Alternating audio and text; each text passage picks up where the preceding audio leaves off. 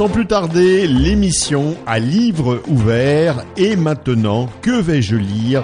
Un rendez-vous proposé par le Cercle Hautbois de littérature jeunesse, le Caliche.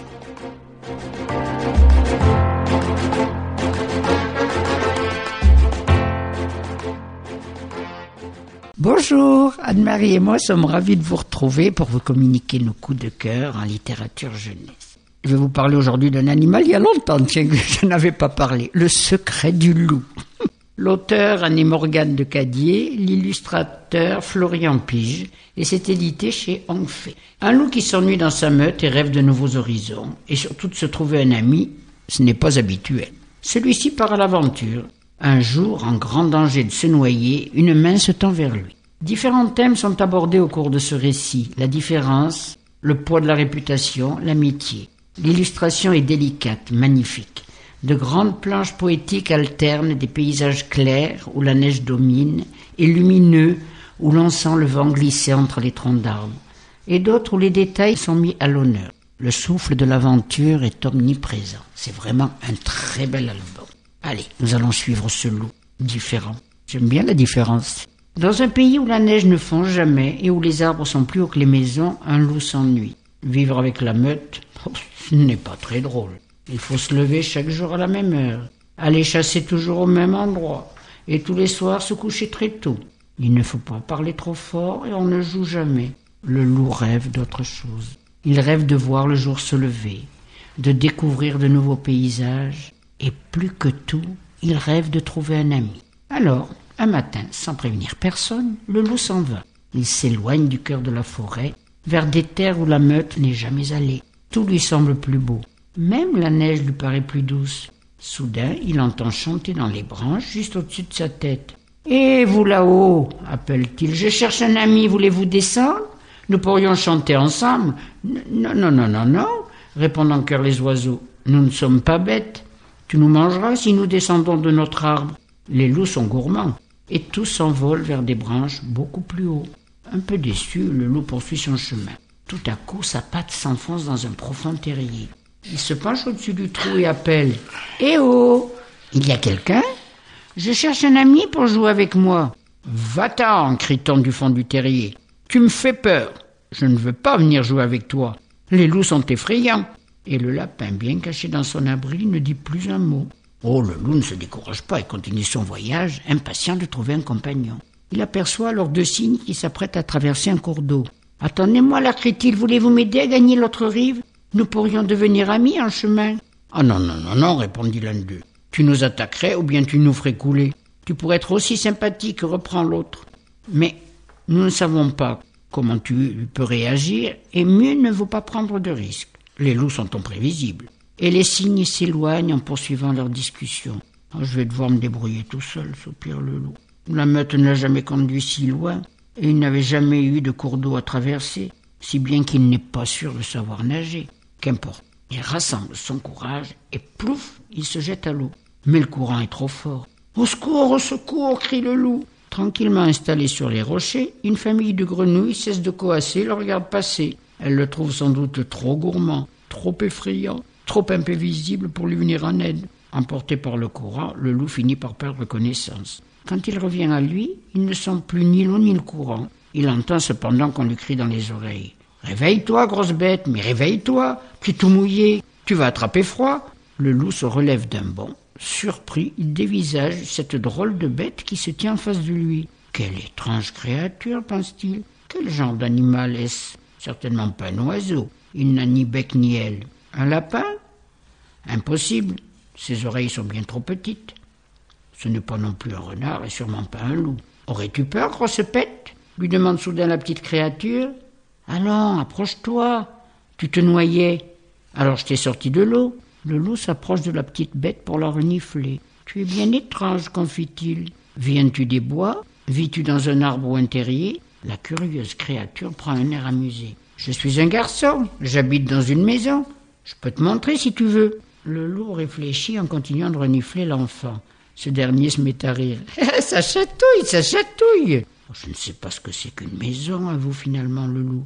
Mais je veux bien venir avec toi. En chemin, le loup demande. Viens-tu souvent jouer par ici ? Tous les jours.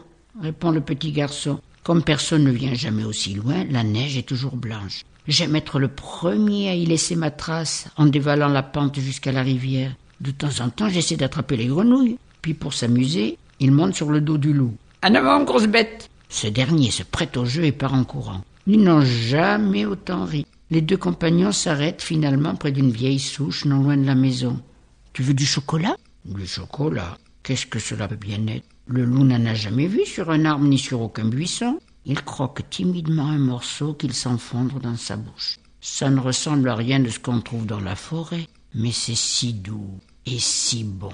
Puis un peu plus tard, les deux amis se retrouvent bientôt dans la neige. Ils rassemblent plusieurs rondins de bois, des petits comme des plus gros. L'enfant a sorti une corde de sa poche qu'il passe entre les troncs. Le loup se lève de temps à autre et prend le cordeau dans sa gueule avant de le serrer de toutes ses forces. Ils obtiennent vite un très beau radeau. « Allons à la rivière !» s'exclame l'enfant. À peine arrivés, les deux amis s'empressent de mettre le radeau à l'eau. « Il flotte, chantonne l'enfant sautillant. C'est drôlement plus drôle cette journée-là. Mais une question préoccupe le petit garçon. « Nous jouerons encore ensemble, pas vrai ?»« Oh, bien sûr, répond le loup. Je reviendrai te voir, c'est promis. » Rassuré, l'enfant passe sa main dans la fourrure de son ami. Puis, sans un mot de plus, il regarde le loup monter sur le radeau et le pousse vers l'autre rive. Dans un pays où la neige ne fond jamais et où les arbres sont plus hauts que les maisons, un enfant et un loup sont devenus amis.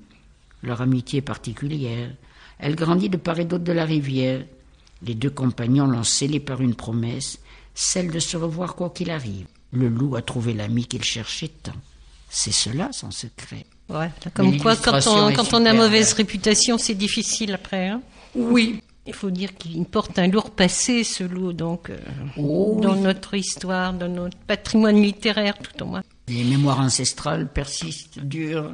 Eh bien, moi aussi, je vais vous proposer un livre sur l'amitié. Le titre, c'est A.I, autrement dit Ami imaginaire. C'est un roman de Betty Piccioli chez Castelmore.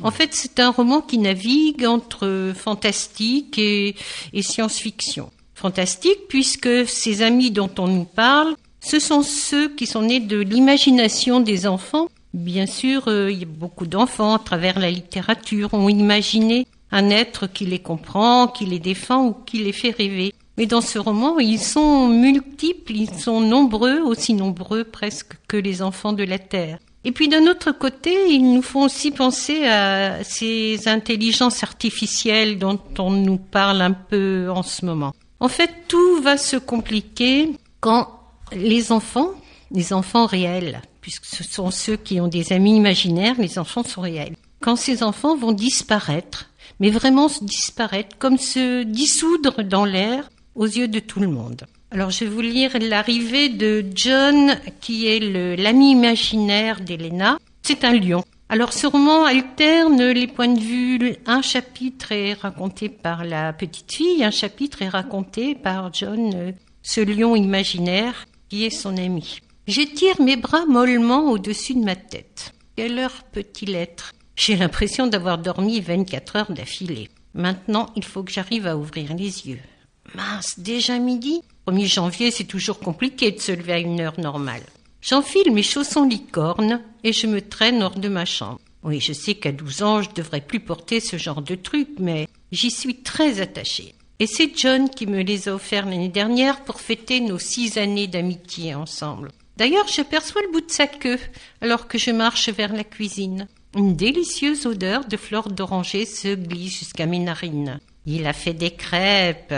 Bien dormi, darling, me lance-t-il de sa voix rauque. Oh, un bébé. Les parents ne sont pas levés ? Non, je suppose qu'ils ont un peu forcé sur le champagne. Oh, chaque année, c'est pareil. Heureusement que tu n'es pas comme ça, toi. Et sinon, qui me ferait mes crêpes au 1er janvier ? Il rit de son rire bondissant et distingué à la fois. Je n'abuse jamais de champagne, répond-il en retournant une crêpe. C'est très mauvais pour ma crinière. Je souris et tends la main vers la petite chaîne hi-fi que les parents ont installée. Après avoir manipulé quelques boutons, je trouve ma station préférée. La voix cristalline de Sopa Popa résonne dans toute la pièce. Oh non, pas cette soupe, je n'en peux plus de l'entendre. Je suis l'hirondelle qui cherche le soleil. Entonnai-je avec la star. Bon, ces paroles sont ridicules. Tu devrais pas être un peu plus solidaire de tes copains AI ? pas quand il me casse les oreilles. Bon, je soupire et j'éteins la radio. Sopa Popa est une amie imaginaire, elle aussi. Sûrement la plus connue de France depuis qu'elle a participé à une célèbre émission de télé-réalité il y a 3 ans. Aujourd'hui, ses albums font un carton et on entend ses chansons partout. Tu veux qu'on aille aux célébrations tout à l'heure ? Demande Dej en ouvrant le pot de confiture. Oui, je suis tentée de dire oui, darling, mais je m'interroge vraiment tout de même sur ce que vous fêtez vraiment. La bouche pleine, je grogne pour lui répondre. Les amis imaginaires sont toujours un peu susceptibles à propos de ces célébrations. En fait, il y a 7 ans, jour pour jour, tous les amis imaginaires inventés par des enfants dans leur tête sont apparus en vrai et ils ne sont jamais repartis depuis. Chaque 1er janvier pendant 5 ans, des millions de créatures, toutes plus farfelues et bizarroïdes les unes que les autres, se sont matérialisées sur la Terre, sans que personne, ni les gouvernements, ni les médias, ne comprennent ni pourquoi, ni comment. John est arrivé à la première vague. Je me rappelle encore l'effet que ça m'a fait de le voir débarquer dans ma chambre en chair et en os, toucher sa fourrure pour la première fois, lui parler pour de vrai. On a commencé à jouer comme je faisais avant, dans ma tête. Sauf que cette fois, je n'avais plus besoin de l'imaginer. Je n'arrêtais pas de toucher le bout de son nez pour vérifier qu'il était bien là. Quand j'y repense, je me dis que c'était probablement le plus beau jour de ma vie. C'est seulement quand papa est entré dans ma chambre que j'ai compris à quel point la situation était folle. En apercevant John sur le tapis, il s'est mis à hurler et mon gros lion a bondi de surprise, renversant au passage tout le contenu d'une étagère. Tout est allé très vite. Papa m'a attrapé par le poignet, j'ai volé hors de la chambre et tout ce dont je me souviens ensuite, c'est d'avoir fondu en larmes dans les bras de maman alors qu'elle me portait hors de la maison en hurlant aussi. Et puis tout cela s'est arrangé. Voilà, alors si vous voulez savoir, curieux. C'est très curieux comme curieux. Récit, oui. Et à la fois, c'est quand même un roman sur l'amitié, puisque John va se lancer, va se mettre en danger, notre gros lion va se mettre en danger pour éviter que son ami ne disparaisse, et à son tour, comme il aura disparu, elle aussi va partir, enquêter pour le retrouver. Donc c'est vraiment une belle histoire d'amitié, dans un décor et dans un texte tout à fait particulier. C'est très dense comme texte, mais c'est facile à lire. Alors, à partir de 10 ans, pourquoi pas ? Eh bien, écoutez, vous nous retrouverez sur la page Facebook de Thème Radio. Nous vous souhaitons une bonne fin de semaine et vous disons à la semaine prochaine. Au revoir.